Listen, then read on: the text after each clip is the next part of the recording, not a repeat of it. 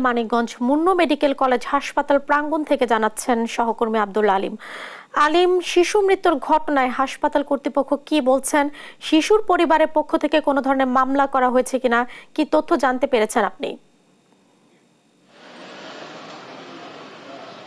Manikganj Munnu medical college হাসপাতালে গতকাল রাত 2টার দিকে এক শ্রমজীবী মানুষ তার ছেলে 1.5 বছরের ছেলে রেজওয়ানকে নিয়ে শ্বাসকষ্টজনিত কারণে এই মুন্নু মেডিকেল কলেজ হাসপাতালে ভর্তি করে, কিন্তু স্বজনদের দাবি যে ভর্তি করার পর থেকে কোনো রকম চিকিৎসা না দিয়ে আজ সকাল 8টার সময় তাকে রেফার করে ঢাকায় উন্নত চিকিৎসার জন্য। কিন্তু হাসপাতাল কর্তৃপক্ষ তার 3000 টাকা বিলের জন্য 4 ঘন্টা আটকে রাখে। এই 8 ঘন্টার মধ্যে বেলা 12টার দিকে এই শিশু রেজওয়ানের মৃত্যু হয়। এই ঘটনার পরেই হাসপাতাল প্রাঙ্গণ জনসাধারণ এবং তার স্বজনরা বিক্ষোভ করে এবং হাসপাতালে বিশৃঙ্খলার সৃষ্টি হয়। এ সময় পুলিশ প্রশাসনকে জানালে ঊর্ধ্বতন পুলিশ কর্তৃপক্ষ আসে এবং ঘটনাস্থলের নিয়ন্ত্রণে আনে।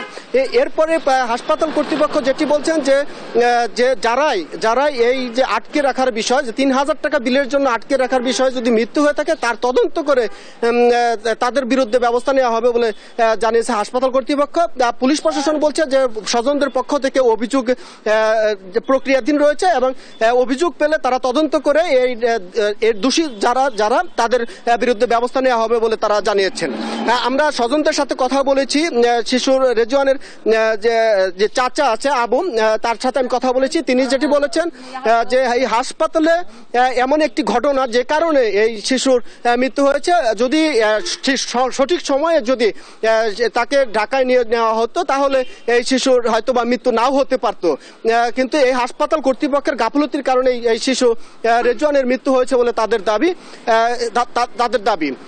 এ বিষয়ে আমরা আরো যেটি কথা বলেছি হাসপাতাল কর্তৃপক্ষের সাথে, হাসপাতাল কর্তৃপক্ষ যেটি বলছেন যে এই ঘটনাটি আসলে অনেক